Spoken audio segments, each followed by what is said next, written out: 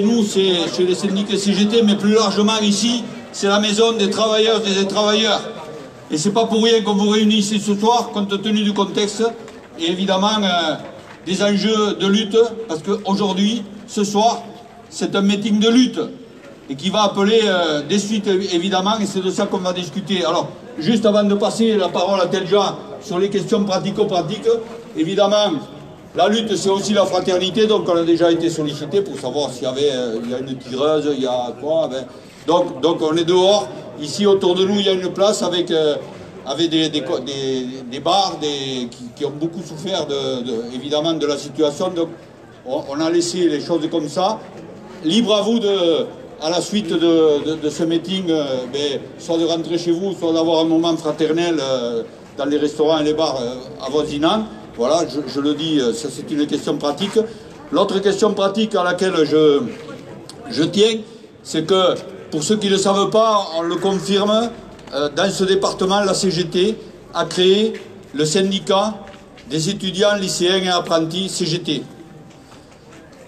Voilà, et on en est très heureux. Il est où? Viens ici. Robinson, voilà.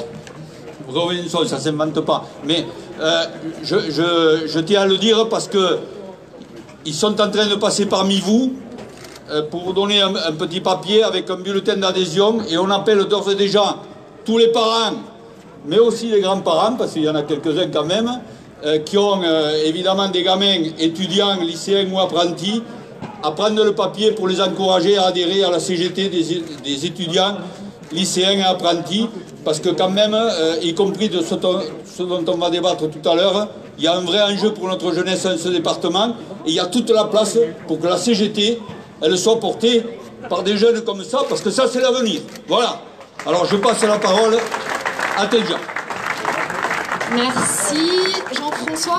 Juste avant de commencer, est-ce que les intervenants qui sont prévus peuvent s'avancer et venir ici à la tribune, s'il vous plaît? Super, donc je vous laisse avancer. Donc avant même de commencer, je voulais d'abord vous remercier et vous souhaiter la bienvenue d'être aujourd'hui présent à ce meeting. Cette rencontre entre les salariés est importante, elle est même indispensable, au vu des différentes annonces du patronat qui tombent au fur et à mesure depuis le déconfinement. La CGT a décidé d'organiser cette rencontre car nous ne pouvons rester muets et immobile face à la crise économique et sociale, structurelle, dont se sert le patronat. À la CGT, nous refusons d'accepter comme une fatalité les 15 000 suppressions d'emplois chez Airbus, les 7 500 emplois chez Air France ou encore les différents APC. Vous savez, les accords de performance collective où on demande aux salariés de se sacrifier. Chez les sous-traitants notamment de l'aéronautique, tels que Derichebourg, DSI, Daher et d'autres encore. Notre volonté à la CGT est de nous organiser pour combattre et vaincre ce rouleau compresseur de la classe sociale qui nous annonce. Parce que nous pensons fortement que nous pouvons travailler moins pour travailler tous et travailler mieux, parce que nous pensons que ce sont des moyens plus importants investis dans notre service public et dans notre système de santé qui permettront une société plus juste. Parce que nous pensons que c'est la hausse des salaires et de meilleures conditions de travail qui permettront de penser le véritable monde d'après. Mais pour cela, chers camarades, et quand je dis chers camarades, je ne m'adresse pas uniquement aux camarades de la CGT, mais à l'ensemble des camarades salariés. Chers camarades, il faut se battre, il faut être solidaire en toutes circonstances. Enfin, parce que Toulouse, la Haute-Garonne et même, devrais-je dire, l'Occitanie sont les capitales de l'aéronautique, l'épicentre d'Airbus, la CGT appelle massivement à une mobilisation le jeudi 9 juillet 2020 dans tous les départements de la région Occitanie. En Haute-Garonne, pour beaucoup, vous le savez déjà, il y aura un rassemblement qui aura lieu à midi au rond-point de Watine à Blagnac. Excusez-moi. Donc là, je vais laisser la parole puisque c'est un meeting. Donc on va laisser la parole à des camarades qui sont de différentes professions, qui travaillent ou non dans l'aéronautique, mais qui ont été fortement mobilisés pendant la période de confinement, souvent appelés les premiers de corvée, et qui aujourd'hui subissent des licenciements ou des APC. Donc un grand applaudissement pour les camarades qui vont intervenir.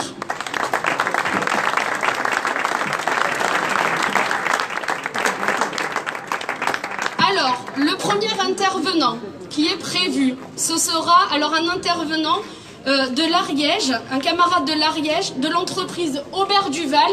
Il n'est pas là physiquement, donc on va commencer par une bande de son.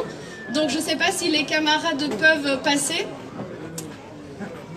Bonjour les camarades, j'aurais aimé participer à votre assemblée générale, mais la situation fait que tous les militants sont sur le terrain et qu'on a beaucoup de boulot pour préparer cette journée d'action. Mais voilà, je voulais participer en amenant mon témoignage sur ce qui se passe sur l'Ariège. Aujourd'hui, en Ariège, il y a déjà des suppressions d'emplois, avec plus de 150 intérimaires qui sont déjà partis dans l'aéronautique, dont à Aubert et Duval, où il y a 1000 salariés. En Ariège, on compte une quinzaine d'entreprises travaillant sur la sous-traitance directement. Il n'y a que des sous-traitants en Ariège, ça vous le savez déjà. Et donc c'est déjà les premières victimes du chômage, parce que très peu d'activités tournent aujourd'hui. Plus de la moitié des salariés sont au chômage en Ariège, sont au chômage partiel. La crise sanitaire elle a été un accélérateur de cette crise économique, avec, comme vous le voyez aussi autour de vous, avec la Libye pour flexibiliser le travail, pour augmenter les profits. Et en Ariège, on voit bien que c'est pour protéger aussi les trésoreries et pour limiter l'impact que les salariés ont été mis en chômage. Cela représente plus de 3000 salariés en Ariège, l'aéronautique, qui travaillent chez des sous-traitants avec beaucoup de petites entreprises, donc, qui sont à 50, 25 salariés, et qui eux vont voir cet impact qui va être majeur. Pour l'Ariège, c'est 10% du salariat du privé qui travaille dans ces entreprises-là. Ce que je peux vous dire aussi, c'est que de l'analyse qu'on a en Ariège, depuis des années, les donneurs d'ordre, autant sur les structures que les motoristes, font peser le développement et la création de modèles pour de nouvelles pièces sans aucune contrepartie. Airbus fait construire des nouvelles usines avec des contrats à la clé, mais derrière, ils ne les respectent pas. On voit qu'il faut 2 ans pour monter une entreprise, et derrière, les contrats ont changé, et Airbus explique que c'est comme ça et c'est pas autrement. Et on a le cas avec NKAD aujourd'hui, où il devait y avoir un contrat et un engagement d'Airbus, et derrière, les pièces n'y sont plus, et donc c'est aux salariés à s'adapter pour faire de nouvelles pièces. Aujourd'hui, c'est nous les sous-traitants qui vont payer le plus lourd tribut de cette crise économique, pendant que les donneurs d'ordre, avec les annonces qu'ils font, protègent leur trésorerie. Nous c'est directement un impact sur l'emploi qu'il va y avoir et sur les compétences. Et dans ces conditions, le 9 juillet de midi à 14 h, avec des distributions de tracts qui vont être faites en amont, pour mobiliser tous les salariés de cette filière, on va donc faire un rassemblement et une manifestation pour aller rencontrer la sous-préfète du département, pour aussi impliquer les pouvoirs politiques sur des choses qui sont simples, l'arrêt de tous les licenciements chez les sous-traitants aéronautiques, le contrôle des aides publiques et la nationalisation des secteurs stratégiques, autant sur l'aéronautique que sur la filière titane, parce que c'est l'impact qu'on a aujourd'hui sur l'Ariège. Dans la perspective de cette lutte que vous montez, qui va être d'ampleur, il faut qu'elle soit d'ampleur par rapport à l'attaque qui est menée, nous devons déjà réfléchir à l'après-neuf, à savoir comment on va continuer à se mobiliser pour donner de l'espoir à tous ces salariés, qu'il y a d'autres possibilités, d'autres choix. Avec le 4 pages, la CGT a des propositions, nous avons des propositions pour une filière qui soit durable, qui prennent en compte les problèmes d'environnement, qui prennent en compte les spécificités de nos sous-traitants, qu'on parle d'augmentation de salaire, de réduction de temps de travail, et c'est tous ensemble qu'on pourra le gagner. Bonjour Léa. Merci camarades de l'Ariège qui montrent qu'effectivement la crise n'est pas uniquement haute-garonnaise. Maintenant je vais laisser la place à Robert Hamad qui va représenter donc les sociétés d'études en Haute-Garonne et je te laisse Robert la parole. Merci. Oui. Bon, bonsoir. Eh bien, donc moi je suis Robert Hamad, donc de la CGT Capgemini, mais je vais parler au nom des sociétés d'études. Alors les sociétés d'études c'est quoi? C'est toutes les sociétés qui font de l'informatique, de l'ingénierie, etc. Donc nous on est plutôt sur le bureau d'études de l'aéronautique, plutôt en amont, la conception des avions plus que la production. Voilà, la particularité de notre métier, c'est qu'on est en fait, l'organisation, c'est qu'on est 100% sous-traitant de donneurs d'ordre.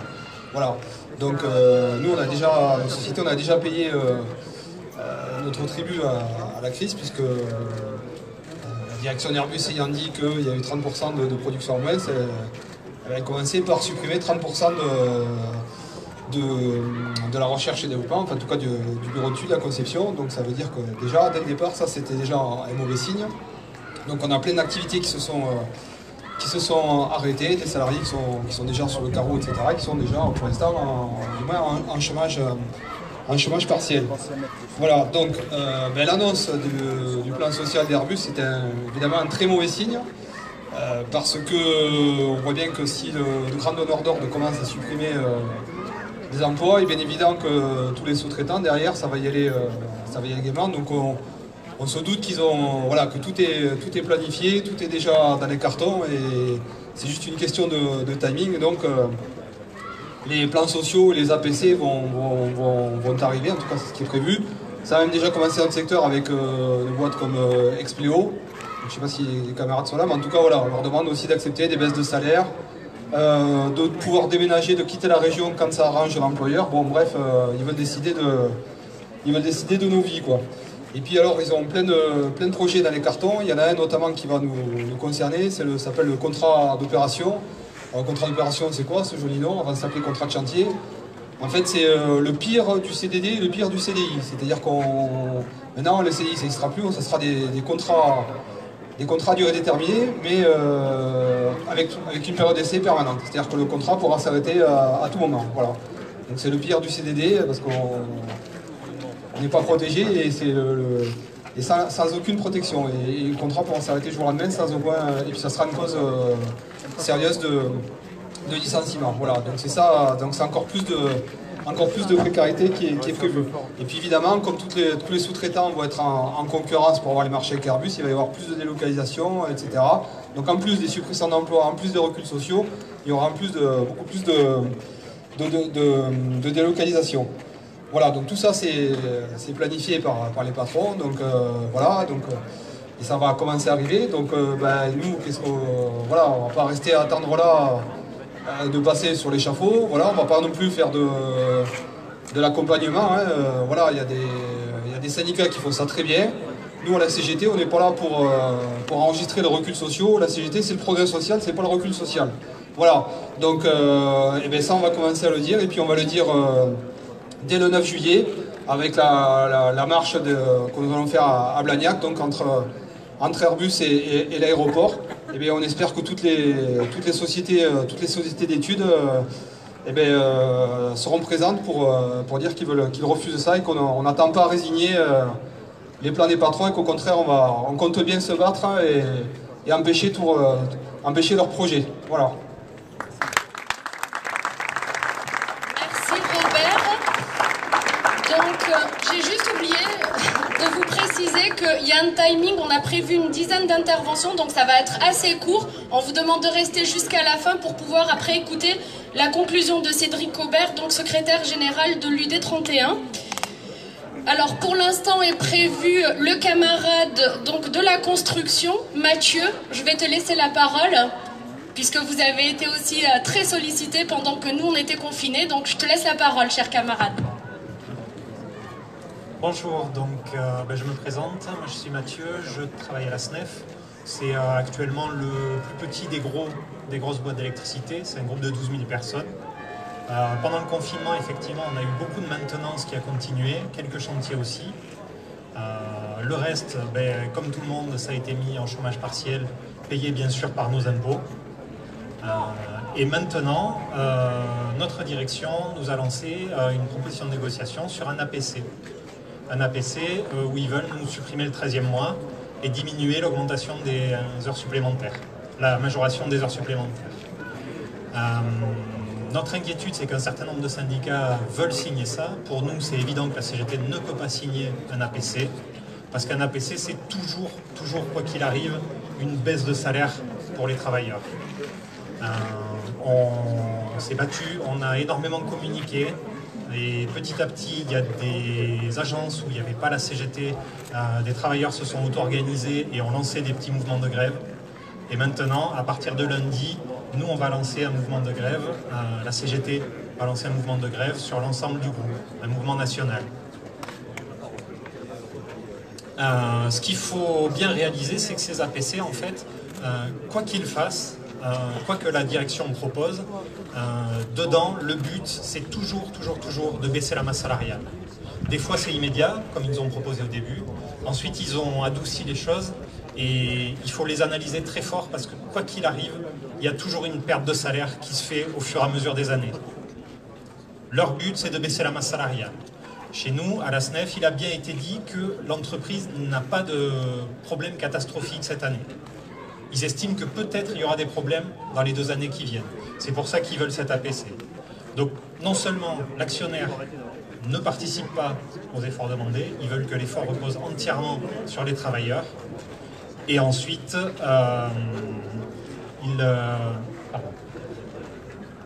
donc non seulement voilà, l'actionnaire ne veut pas faire d'efforts et il nous demande à nous de faire des efforts. En fait, l'actionnaire vient mendier de l'argent parce qu'il s'est versé les dividendes et maintenant il ne peut plus payer avec la diminution de chiffre d'affaires. Voilà. À partir de lundi, nous lançons un mouvement de grève. Jeudi, bien sûr, le maximum de personnes viendront au rassemblement pour soutenir la grève pour tout le monde. Et les APC, ne les signez jamais. C'est hors de question. Merci Mathieu. Donc là maintenant, je vais laisser la parole à Tiffaine Chauvin, qui est déléguée syndicale CGT à DSI. DSI, c'est une entreprise adaptée, donc elle va vous expliquer la particularité de son entreprise. Et puis Tiffaine, elle est syndiquée depuis 1 an, donc elle est vraiment toute nouvelle. Et grâce à son patron, elle a pris ce qu'était la lutte. Donc Tiffaine. Bonjour à tous. Bonjour à tous. Donc on est une entreprise adaptée avec plus de 80% de travailleurs en situation de handicap. Donc vous imaginez qu'un APC dans des situations pareilles est quelque chose de très difficile à vivre pour beaucoup. Donc c'est une entreprise qui se dit humaine et solidaire et pourtant, donc voilà, il nous signe un APC avec le syndicat FO. Donc cet accord prévoit des baisses de rémunération, la mobilité géographique et professionnelle. Donc ceci est inacceptable. Déjà les APC sont très mal vécus dans les milieux ordinaires. Alors imaginez ça dans un milieu protégé, c'est très compliqué à mettre en place et à protéger les salariés. Donc voilà, nous organisons notre 2e assemblée générale mardi prochain, le 7 juillet. Donc on espère, vous êtes tous invités à venir nous soutenir.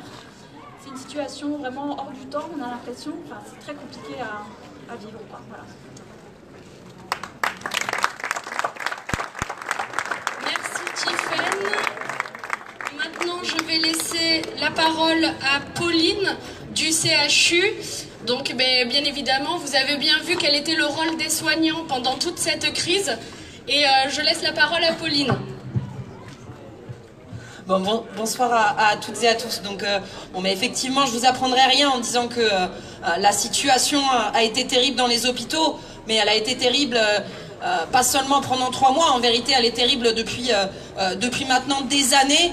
Et là, ce qu'on a vu, c'est que ce qu'on dénonçait depuis très longtemps, On le dénonçait pas pour rien parce qu'effectivement on manquait de personnel, on manquait de lits, on manquait de matériel, ce qui a conduit à une situation assez catastrophique, même si ça aurait pu être pire. Ça a tenu tout simplement parce que toutes les régions n'ont pas été contaminées au même niveau, que du coup des transferts ont pu être effectués, et surtout parce que énormément de services ont fermé, beaucoup de pathologies chroniques n'ont pas été traitées, des opérations ont été repoussées, et ça aura des conséquences sanitaires sur le long terme aussi. C'est pas vrai que la situation a correctement été gérée sur le plan sanitaire.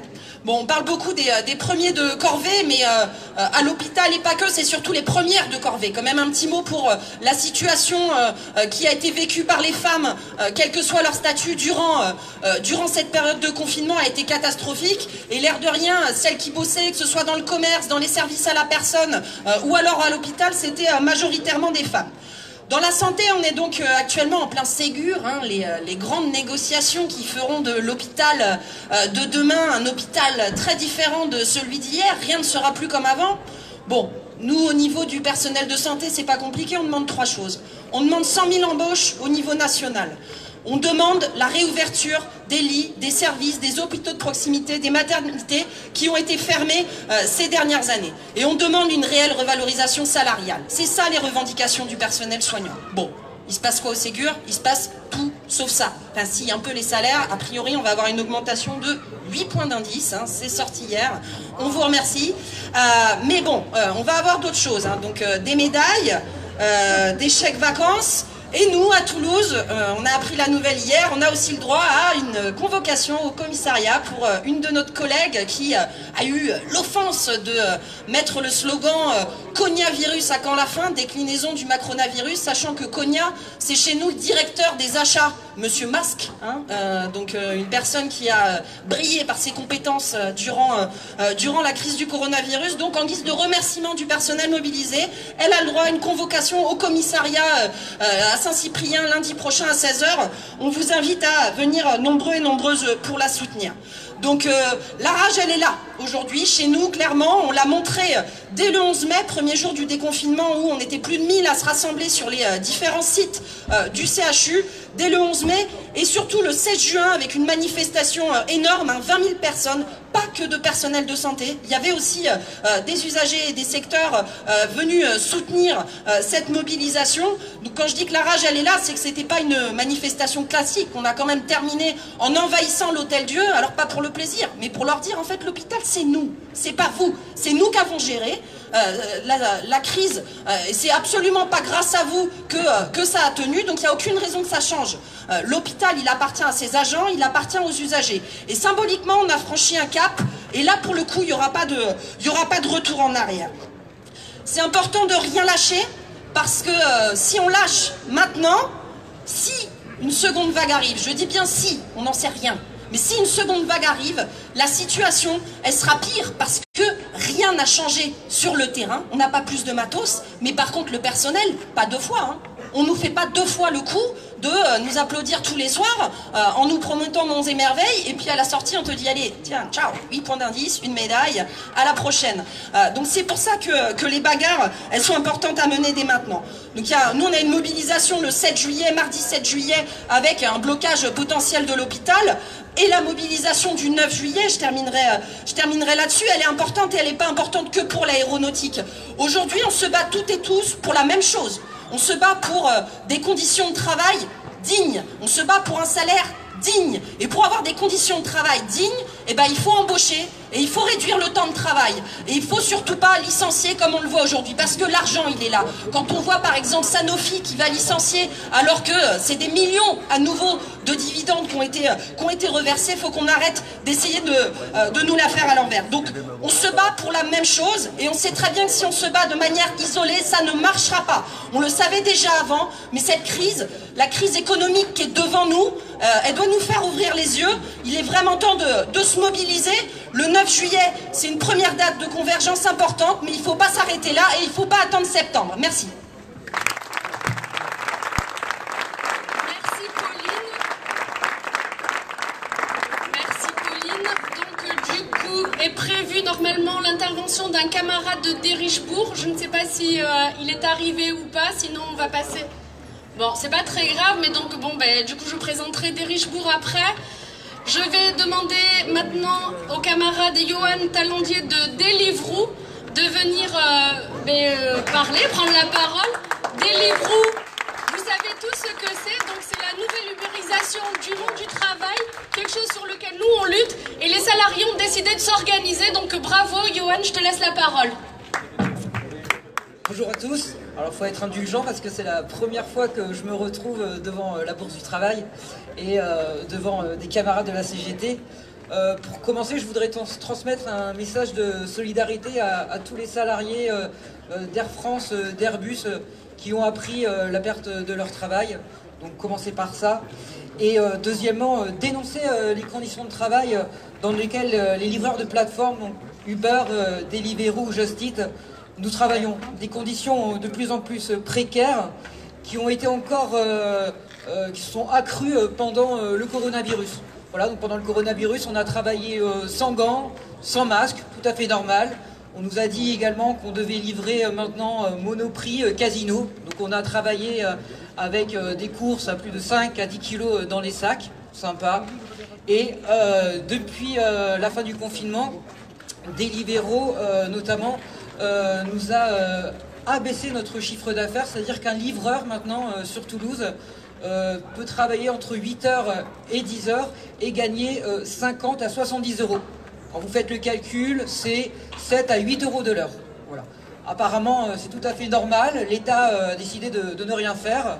Depuis 2 ans, il y a quelques manifestations qui ont été présentes.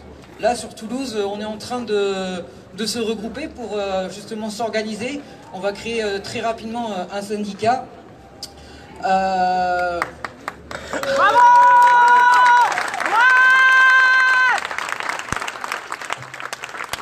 Voilà, en gros, ce que nous dénonçons, c'est pédaler plus loin pour finalement gagner moins. Et on espère être très présent pour aider tous les livreurs, et notamment les sans-papiers, parce qu'on n'en parle pas. Il y a beaucoup de livreurs sans-papiers qui n'ont aucune protection. Ils travaillent à 10h, ils finissent à minuit. Et là aussi, on n'en parle pas, l'État n'en parle pas, c'est tout à fait normal pour eux, et c'est ce qu'on va dénoncer dans les prochaines semaines. Bravo Johan. Et t'as été même excellent pour une première, tu vois. Je vais laisser la parole. Alors j'ai vu que le camarade de Derichebourg était arrivé, je sais... Il prend la température avant? Ok, pas de souci, elle est très chaude. Alors, du coup, je vais te laisser la parole, toi Gaëtan, donc des ateliers de Haute-Garonne qui sont également victimes d'un potentiel APC, mais Gaëtan va vous en parler, donc Gaëtan, je te laisse la parole. Oui, bonjour, on va essayer de ne pas être victime de cet APC. Il n'y a pas besoin d'avoir fait maths sup pour comprendre que les APC et les PSE c'est de la merde, vous avez entendu dans les premières interventions, et comme il a dit le camarade du bâtiment, c'est des baisses de rémunération, des baisses de salaire, et on n'a pas accepté ça. Pour parler que de l'aéro, il y a de l'argent, ils font des profits, ils versent des dividendes. Juste en 2017, il me semble que la filière aéro, elle fait 40 milliards de profits. Et tout ça, c'est de l'argent qu'ils ont mis de côté. Maintenant, ils n'en parlent plus. Et là, ils disent, le chiffre d'affaires a baissé, les commandes baissent. Voilà, vous faites des sacrifices. Donc nous, bon, je suis content de vous annoncer qu'aujourd'hui, nous, on a repoussé pour l'instant l'APC chez nous, aux ateliers de la Haute-Garonne. Donc on est content, on vient de le faire cet après-midi. Mais, et puis il y a d'autres luttes. Je veux dire, dans certaines usines, par exemple les de Derichebourg, si le camarade après il vous raconte, il y a pas mal de choses à en tirer. Ils ont fait une lutte, franchement c'était courageux. Ils sont partis en grève reconductible pendant 4 jours avec un noyau dur qui était très combatif. Ils ont dit haut et fort qu'on négocie pas le poids des chaînes. Ils se sont organisés en assemblée de salariés, syndiqués, de tous syndicats ou non syndiqués, et tout le monde avait la même place pour prendre la parole, pour décider, etc. Pour moi, c'était une lutte qui était exemplaire à plus d'un titre, et franchement, on va essayer de s'en inspirer pour repousser l'APC. Chez eux, il a été signé malheureusement par le délégué syndical de Force Ouvrière. Bon, et ce sur quoi je veux finir, c'est que, ok, déjà, il faut qu'on apprenne à défendre notre beefsteak dans nos usines. C'est le point de départ, et on ne doit pas accepter ni zéro licenciement, zéro baisse de salaire. On se le tatoue sur le front, on se le tatoue sur le bras, je sais pas, on doit pas accepter ça. De l'argent il y en a, mais on ne doit pas, à mon avis, se défendre usine par usine, sinon on est mort. Celui qui vous dit que la crise actuelle, c'est faire des sacrifices pendant 2 ans, puis ça va repartir, il vous ment, c'est faux. La crise, elle est profonde, la crise économique, elle n'est pas de l'ampleur de 2008, mais elle est plutôt comparable à la crise des années 30. Et la crise des années 30, si on se rappelle ce que c'était, c'est ce qui a donné de la misère, du chômage de masse, qui a donné le fascisme, qui a donné la guerre mondiale, qui a aussi donné des luttes de classe très profondes, qui a donné en fait les grèves avec occupation d'usines de mai-juin 36, qui a donné la révolution espagnole. C'est à des événements d'une telle ampleur que dans les prochaines années on doit se préparer. Et moi je pense, c'est pour ça que je parle aussi de chaque usine, on doit savoir se défendre déjà. Si on ne sait pas défendre nos acquis, on ne saura pas participer à des grandes luttes, mais on doit s'attendre aussi à des grandes luttes. On doit se préparer à coordonner les luttes entre elles. On doit se préparer à occuper les usines que les patrons ils veulent fermer. On doit se préparer à réquisitionner ça. On doit se préparer à reconvertir la production. S'il y a une baisse d'avion, on peut produire autre chose, on est capable de le faire. C'est ce qu'on a dit dans notre usine, ce qu'on a dit un petit peu dans l'aéro, les camarades ils pourront dire pendant la crise sanitaire. Et voilà, donc on doit se préparer à ça, mais on part en fait du point de départ, on part des petites luttes. Les petites luttes, c'est le premier point de départ qu'on va essayer que ce soit le moins petit possible, c'est le 9 juillet. Donc à la fois de l'aéro, à la fois de tous les secteurs. Et à partir de ça, à partir des luttes dans chacune des boîtes, on va essayer de construire un grand mouvement social et de les faire reculer.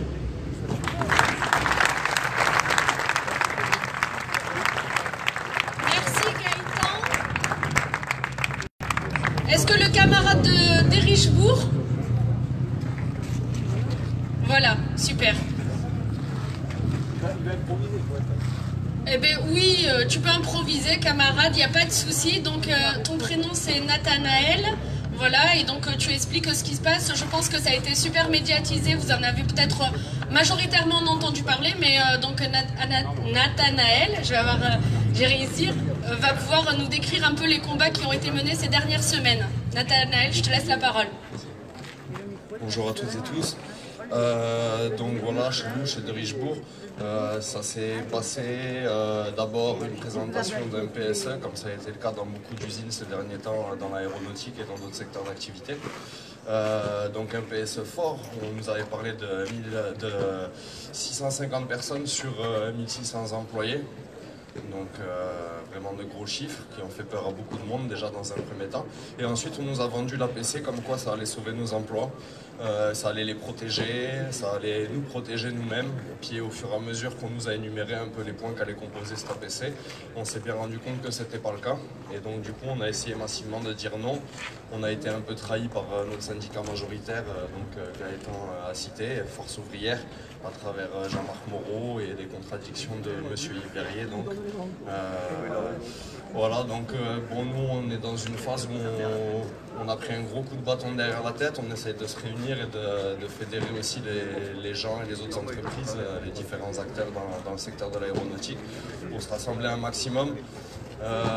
Essayer de faire front tous ensemble, parce que comme il disait très bien Gaëtan tout à l'heure, plus on va faire les choses seul dans notre coin, même si je suis bien conscient qu'il y aura des combats internes à chaque entreprise qui vont devoir être menés, mais dans un second temps il faut vraiment arriver à tous se rassembler, tous se fédérer pour lutter ensemble et faire entendre nos voix, parce que ça ne changera pas malheureusement, ça passera certainement par la rue, c'est là où il faudra aller faire nos revendications et massivement quoi. Voilà.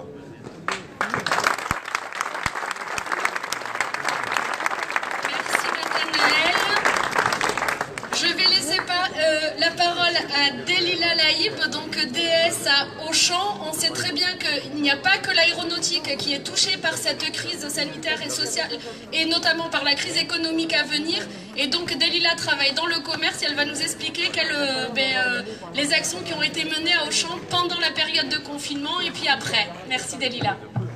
Bonsoir à vous tous. Je ne voulais pas faire de publicité pour ce magasin, malgré moi. Alors je me présente, je m'appelle Delila Laïb, je suis déléguée syndicale de la zone de vie Occitanie. On représente 9 magasins, donc à peu près 1000 salariés. Pendant le Covid-19, la direction Auchan nous a interdit de nous déplacer dans les magasins pendant le Covid-19. Donc du coup, on s'est battu avec l'inspection du travail pour avoir des autorisations, et on a eu l'autorisation grâce à la bourse et au secrétaire départemental qui est là à côté de moi. On a pu se déplacer pour aller voir tous les salariés jusqu'à Saint-Gaudens, le Lerme et tout ça. On a travaillé, je vous l'ai dit, en étroite collaboration avec l'inspection du travail. On a voté, donc avec le Covid-19, ils en ont profité pour mutualiser, c'est-à-dire on travaillait sur Balma pour nous envoyer à Saint-Gaudens. Donc on a voté contre, donc ils n'ont pas pu le faire. Chez nous, on ne remplace plus les absents, ni les départs à la retraite. Il n'y a pas eu d'embauche. Donc voilà, donc les salariés font le travail pour deux, avec bien sûr une paye de misère. Donc voilà, ils font des économies sur le dos des salariés. Donc j'appelle à la mobilisation le 9 juillet pour demander des augmentations de salaire, des meilleures conditions de travail et par solidarité avec les salariés de l'aéronautique, DSI, des Richebourg, ateliers de la Haute-Garonne et chez Airbus. Donc voilà, venez nombreux, ensemble on est plus fort. Et une petite pensée à mon ami qui n'est pas là, Emmanuel Pons, qui m'a beaucoup, enfin à toute mon équipe, je tiens à remercier tous les élus CGT, et à Emmanuel qui n'est pas là aujourd'hui, mais qui a fait un énorme travail pour toute la zone de vie Occitanie, et qui a pris cher, on l'a même accusé d'harcèlement. Donc voilà, je tenais à la remercier, merci à vous tous, et j'espère qu'on sera nombreux le 9 juillet.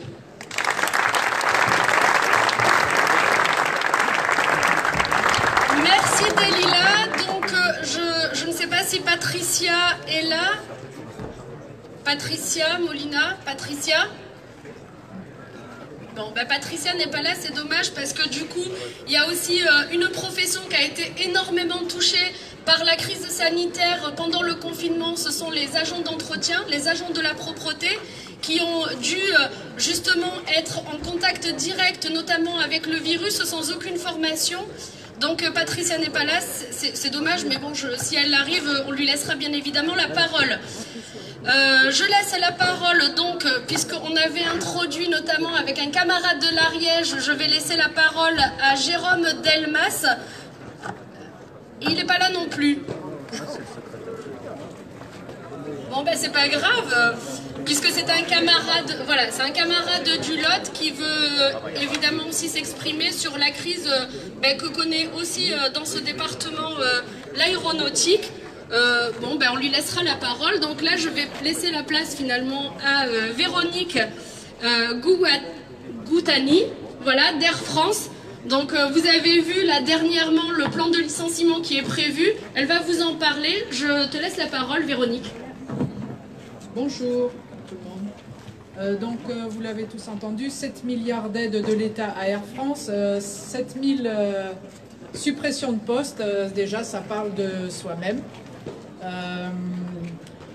Donc Air France à Toulouse, c'est 1500 postes environ. En France, c'est 45 000. Il y a déjà eu énormément de suppressions de postes ces dernières années. Et donc là, c'est le plan supplémentaire. En réalité, ça a l'air d'être vraiment un plan cousu de fil blanc pour Air France, puisque finalement, c'est ni plus ni moins que ce qu'Air France rêvait de faire déjà depuis un petit moment. C'est-à-dire low-costiser une partie de son activité, passer une partie des vols à des compagnies low-cost, en l'occurrence Transavia, et continuer à supprimer des postes. Eh bien, le gouvernement vient de lui donner une espèce de, non seulement de feu vert, mais de subvention finalement pour continuer à supprimer des postes, ni plus ni moins. Alors, le ministre a dit, pas de licenciement sec, ça fait vachement peur. Il a dit, je demande qu'il n'y ait pas de départ contraint. Je crois que c'est la ligne rouge importante. C'est pas le genre de choses qui va faire très peur à la direction d'Air France, qui en a que faire des souhaits du gouvernement, puisqu'il n'y a aucune contrainte là-dessus. La seule chose que le gouvernement a demandé d'une manière ferme, c'est par rapport aux lignes intérieures qui seraient concurrentielles avec le TGV pour des raisons écologiques, là, de les supprimer. Ça tombe bien, c'est exactement ce qu'Air France voulait faire. Bref, c'est à croire que c'est Air France qui a soufflé au gouvernement ce que le gouvernement devait souffler à Air France, en gros, quoi. Et donc là, certainement des négociations vont commencer, comme on en est au énième plan de suppression de postes. Beaucoup de syndicats sont déjà rodés à l'affaire de négociation. Nous, on n'en veut pas des négociations. Négocier le prix du départ, non. Les 7 milliards, ils doivent servir exclusivement à sauvegarder l'emploi, tous les emplois, de tous les salariés d'Air France et de la sous-traitance et de HOP, C'est à ça que doivent servir les 7 milliards. Et il y a d'autres solutions comme travailler moins pour travailler tous, travailler moins sans perte de salaire pour travailler tous. Et c'est à ça que doivent servir les 7 milliards et non pas, ni plus ni moins, qu'à faire passer le plan d'Air France et finalement faire un cadeau au patronat, ni plus ni moins.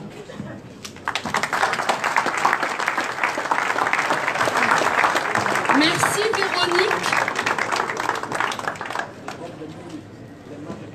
D'accord, donc Jérôme de Ratier-Figeac va arriver dans une dizaine de minutes. Comme je disais, il n'y a pas que le secteur de l'aéronautique qui est en crise, il n'y a pas que le secteur de l'aéronautique qui a été en premier plan, il y a aussi les camarades avec les agents de propreté, avec les camarades du commerce qui étaient aussi au premier plan lors du confinement. En s'occupant notamment des personnes âgées, je veux laisser la parole donc aux aides à domicile et à Véronique Pain.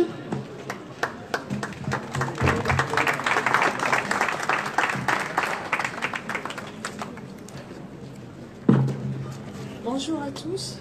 Je voudrais parler des aides à domicile qui sont les oubliés, qui malgré le confinement sont allés travailler dans des conditions vraiment précaires.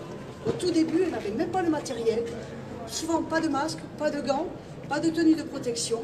Il est vrai que sur la région de Toulouse, on était quand même un peu protégés, mais quand même. Donc elles sont parties souvent avec la peur au ventre, surtout celles qui travaillent sur Toulouse, parce qu'il fallait quand même être confrontées au métro, donc c'est-à-dire au métro ou au bus, donc il fallait travailler et partir. Et nous, au niveau du syndicat départemental de l'aide à domicile 31, nous avons quand même écrit à l'ARS, on a écrit au conseil départemental pour avoir le matériel, qui a été quand même pris en compte, qui a été fait. Nous avons aussi été obligés d'écrire aux inspecteurs du travail, parce que malheureusement, les salariés étaient bafoués, on les envoyait travailler, faire des entretiens de ménage, parce que normalement, on était prévu dans la convention que l'on fasse que des entretiens de nécessité, c'est-à-dire qu'on intervienne sur les personnes qui avaient besoin pour les repas, pour les lever, pour les coucher. Donc petit à petit, on est arrivé à mettre tout ça en place. Encore, on se bat. En ce moment, on se bat pour la prime. Vous savez très bien que la prime est beaucoup pour les soignants, mais nous, bien sûr, toujours oubliés. Et en même temps, on se bat, vous savez, pour le financement, puisque les employeurs nous ont passé sur le chômage partiel et le conseil départemental, quand même, maintient les dotations. Donc, ce qui veut dire que les salariés sont payés en chômage partiel, donc 70% du salaire brut, et elles vont travailler. Et en plus, on ne sait pas si les employeurs ont les dotations ou quoi que ce soit. Donc ils jouent sur deux tableaux. Et là, les salariés, elles sont vraiment pris, comment vous dire, elles sont vraiment entre deux, là, et les employeurs se jouent un petit peu de leur salaire. Donc c'est vraiment navrant. Et il faut continuer à se battre à ce niveau-là, et surtout que les salariés de l'aide à domicile sortent de l'ombre, parce qu'on les oublie, et elles sont souvent...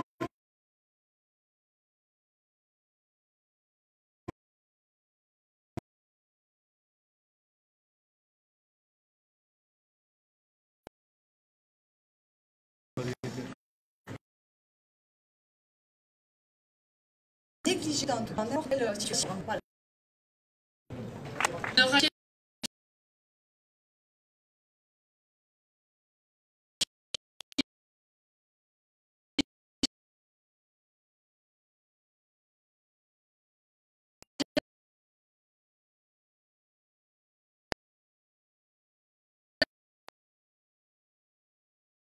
N'est pas là, du coup on va passer le quart de début. Vous avez parlé des annonces qui ont...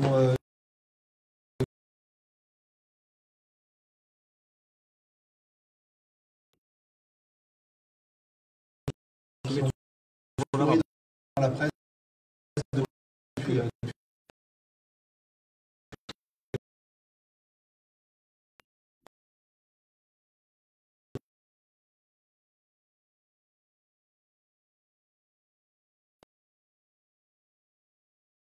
donc ma soeur,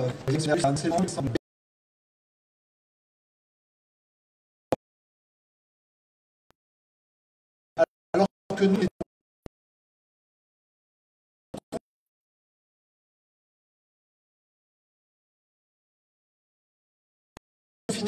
dans nos au travail.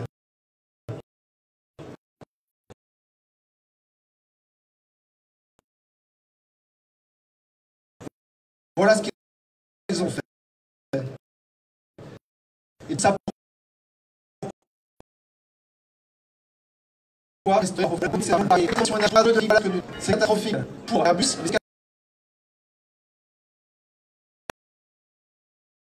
Le territoire, bien sûr, ce qui a annoncé ici pour Airbus,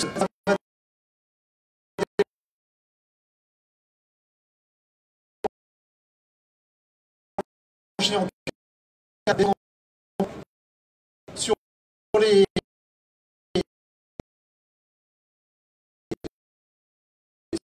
sur le territoire à l'ensemble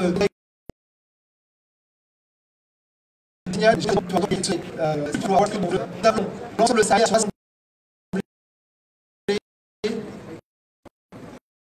pour défendre nos emplois, pour venir défendre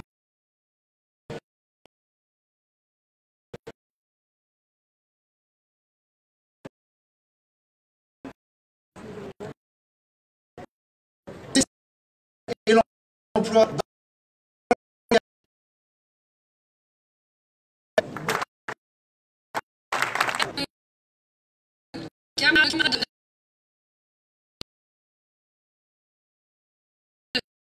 donc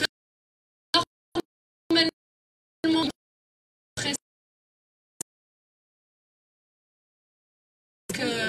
en route, je sais à midi, porter donc c'est le moteur de l'économie en Rhône, dont tous les métiers seront concernés, pas uniquement pour les APC, je rappelle, ils mettent toujours des beaux mots derrière, performance, collectif, mais de collectif, il n'y a que la lutte, les camarades. Du coup, je ne sais pas où est le camarade Dulotte. Alors j'ai vu qu'il traînait quelque part par là le camarade du Gers.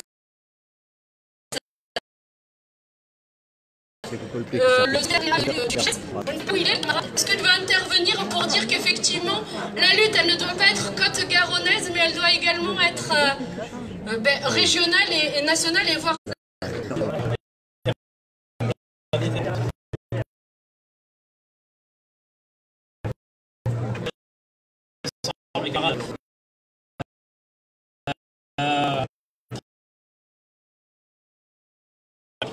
demain, il y a quelque chose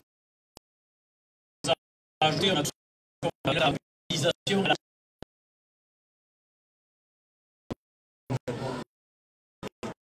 Ça va les journées sensibles. On a discuté avec un camarade de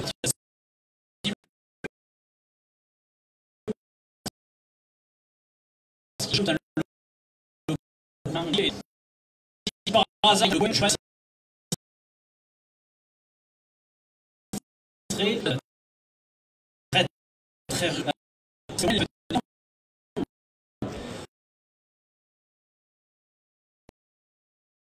le chômage arrive sont récupérés deux fois sur la distribution le traitage aéronautique lequel est expliqué quand même pas mal de points et beaucoup de nos propositions qui, si elles étaient appliquées, on n'aurait même pas connu le Covid. Donc derrière, on demande des moyens, on demande du fric, et du fric auquel nous avons droit, auquel les salariés ont droit, ils ont le droit de garder leur emploi, et on va se défendre, pied à pied s'il le faut, mais on va se défendre. Donc voilà, donc samedi matin, premier rendez-vous, donc samedi 4, là, dès 8h sur le marché à l'île Jourdain pour discuter avec la population et faire passer le message, y compris aux nouvelles municipalités qui viennent d'être élues, qu'il va falloir se battre aussi avec nous, compter avec nous, parce que derrière ça va être une hécatombe terrible si il n'y a pas cette lutte menée comme il le faudrait. Merci camarades. Merci. Le camarade Dulotte arrive. Ah, Applaudissez-le fort parce qu'il vient de très loin. Et il vient du travail directement. Jérôme. Bravo, Jérôme. Bienvenue en Haute-Garonne. Juste rapidement pour te présenter, donc tu travailles à Ratier-Figeac, mais tu es aussi le secrétaire général de l'UD 46. Donc je te laisse la parole, mon cher camarade. Bonsoir à tous, je suis un peu essoufflé. Ce que je voulais vous annoncer, c'est que dans le Lot, donc je travaille effectivement à Ratier, qui est une entreprise d'aéronautique. Il y a également Figeac Aéro à Figeac, et à côté, à Villefranche, Lizy, Blanc Aéro. Nous avons décidé de faire de la journée du 9 également un rassemblement devant la sous-préfecture de Figeac à 11 h, donc en lien avec tout ce qui s'organise, je pense que vous avez déjà discuté ensemble, avec tout ce qui s'organise autour de l'aéro, donc le 9 à 11 h devant la sous-préfecture. Aujourd'hui, moi ce qui me semble important de souligner, c'est que dans nos boîtes, alors je vais parler là plus pour Ratier, effectivement, nous sommes une entreprise aéronautique dans laquelle il y a plusieurs centaines de millions de trésoreries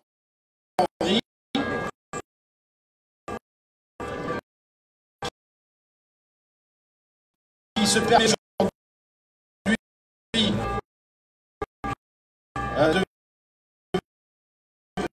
de faire de l'activité partielle, je dirais, ainsi que d'autres militaires. Donc aujourd'hui,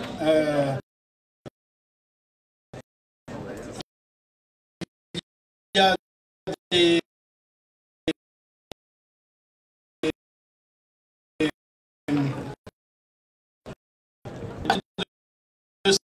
salaires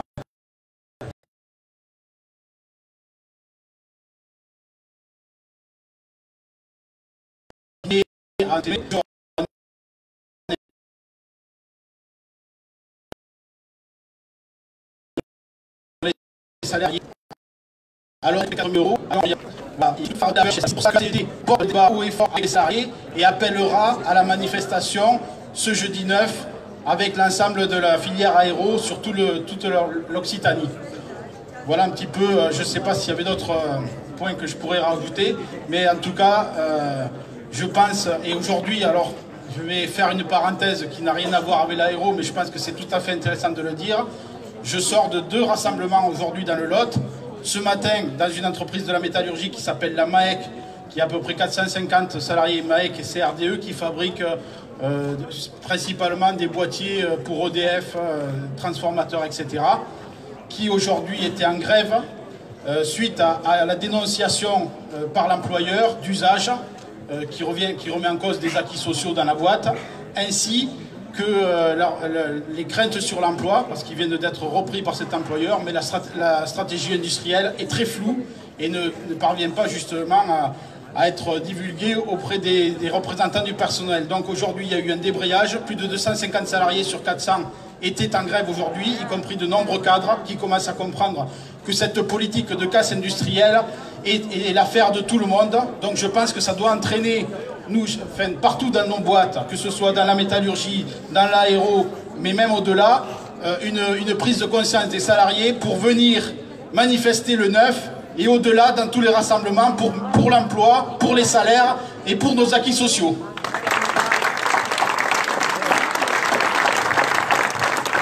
Merci mon camarade. Donc je voulais remercier tous les intervenants. Juste avant de laisser la parole à Cédric qui va conclure donc ce meeting, pour vous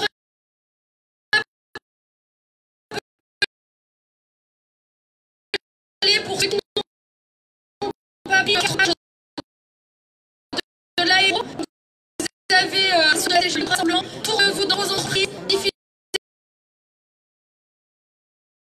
partout. Donc pardon, je vais laisser la parole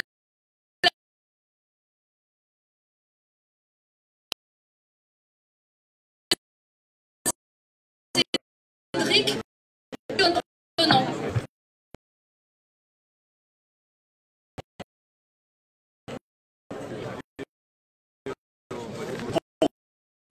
le travail. De la pour l'emploi, dans lequel il y a d'argent, il pleuve, encore nous avons décidé de rien, parce que le camarade le souligne, c'est un effet d'aubaine. Le capital, il se sert de la crise pour accumuler encore plus. Il se sert de la crise pour attaquer les droits des salariés. Et nous disons que nous avons décidé de rien lâcher. Et je veux saluer le courage, la détermination, la vision des camarades et de leurs syndicats qui sont intervenus ce soir. Je veux saluer la présence interprofessionnelle de vous toutes et de vous tous ici, de ceux qui nous regardent sur Internet. Parce que le mouvement que nous lançons aujourd'hui, c'est un mouvement qui est destiné à s'étendre, à se renforcer et à lancer une dynamique gagnante. Il a été dit ce soir que nous refusons de perdre, que nous ne baissons pas la tête, que nous refusons d'accepter la fatalité, que nous disons que dans le monde dans lequel on vit, aucun emploi ne doit être perdu. Dans le monde dans lequel on vit, nous devons, parce que nous servons d'exemple pour le monde entier et que nous allons entraîner le progrès social, nous devons gagner la diminution massive du temps de travail, nous devons gagner l'emploi pour tous, nous devons gagner des augmentations de salaire, de ce salaire créé par les richesses de notre travail. Voilà pourquoi nous nous battons. Nous refusons la fatalité. On ne nous fera pas le coup de la crise en 2020, ni en 2021, comme on nous l'a déjà fait en 2008. Aujourd'hui, nous partons chercher l'emploi là où il est, nous partons chercher les richesses là où il est, nous partons chercher la dignité. Parce qu'enfin, mes camarades, il ne vous a pas échappé que les mêmes, les patrons, les actionnaires, les politiques, ceux qui prennent les décisions, qui nous ont amenés la tête la première dans la crise dans laquelle nous sommes, ceux-là, ils nous aideront jamais à nous en sortir.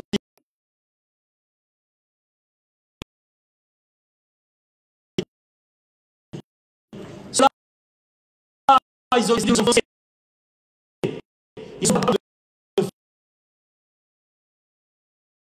faire autre chose.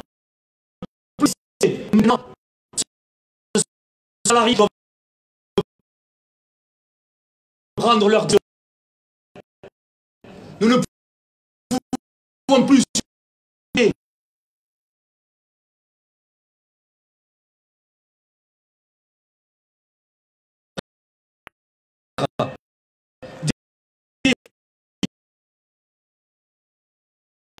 la planète au point de cantonner au point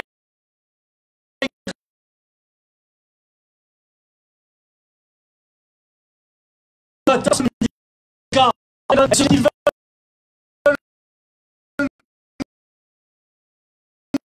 nous subventionner.